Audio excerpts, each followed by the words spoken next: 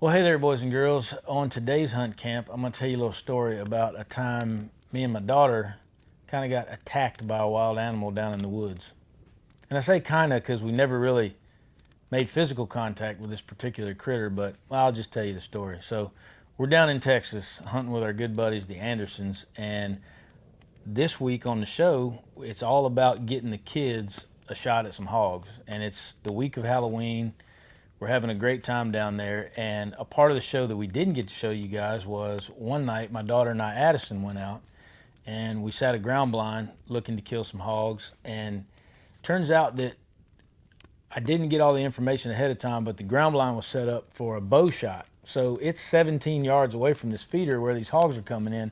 We've got a rifle, and this is kind of like a little shooting tip for you guys too that may not realize this, some of you new shooters.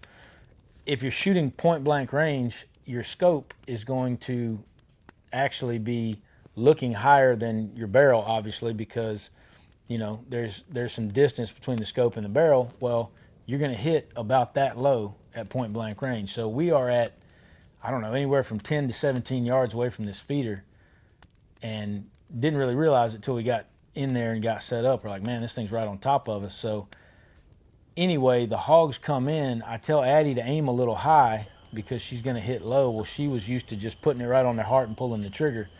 Addison ends up shooting this hog and hit it a little bit low. So, the footage was dark. They came in a little bit after last light anyway. So we're like, all right, whatever. We've got great blood. We're just going to trail this hog and put him down if we need to. Well, this is one of the biggest pieces of unbroken woods on the whole property. It's actually like, I want to say it's like 100 acres square, and it's just thick, the thickest, gnarliest, nastiest stuff you could possibly think of.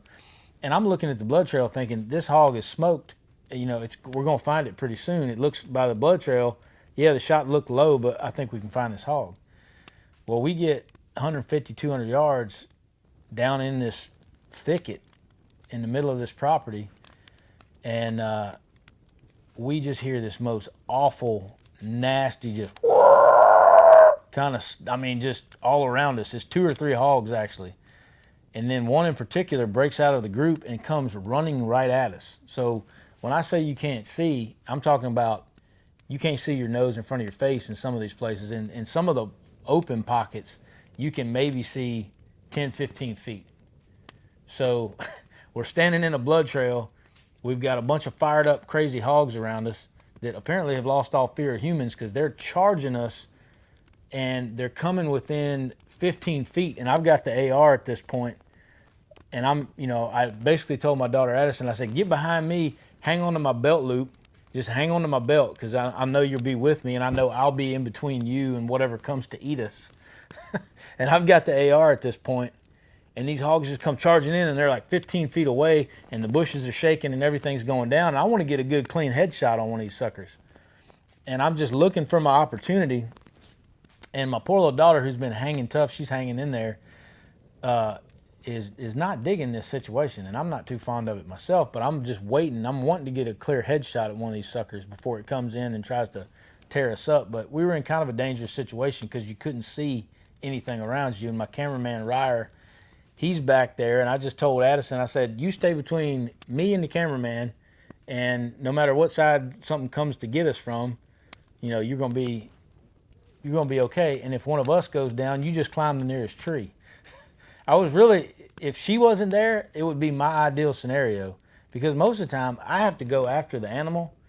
When they attack you, what a great opportunity. You don't have to look for them, pattern them, hang a tree stand in the right spot. You don't have to do anything. They're here, they come to attack you.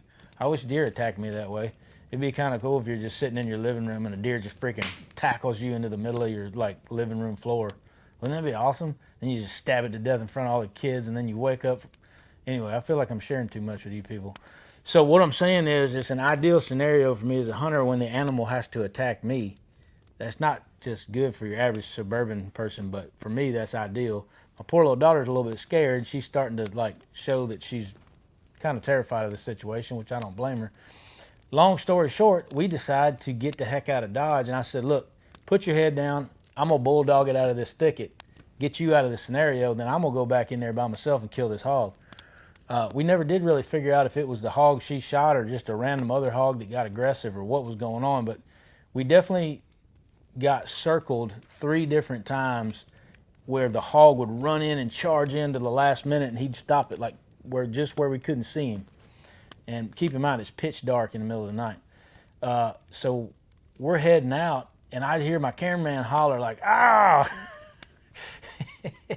I'm not making fun of Ryder, but he got poked in the eye like 3 times. He got poked in the eye 3 times, and he's already got one cross eye. So I'm like, "Oh man, you can't afford to lose another eye, Ryder. Are you okay back there?" And he was like, I'm good." So it kind of poked his eye out, and like now he sounds like a pirate. And I've got Addison hanging onto my belt buckle, and I got hogs charging in on me. My cameraman's losing his eyesight, and we're trying not to let him fall too far behind so he gets eaten by a hog. It was, all in all, it was a pretty exciting evening. I would have liked for it to end up different, where we recovered the hog and maybe shot a couple extra hogs, but we'll go back and get revenge on them next year. But the point of that was, you didn't get to see that in the Red Arrow show because we basically ran out of time. And I think the footage probably looked like the Blair Witch Project because it was just like hogs running and light off my AR going everywhere. So I'm not sure what we even have on that, but it was a pretty exciting story.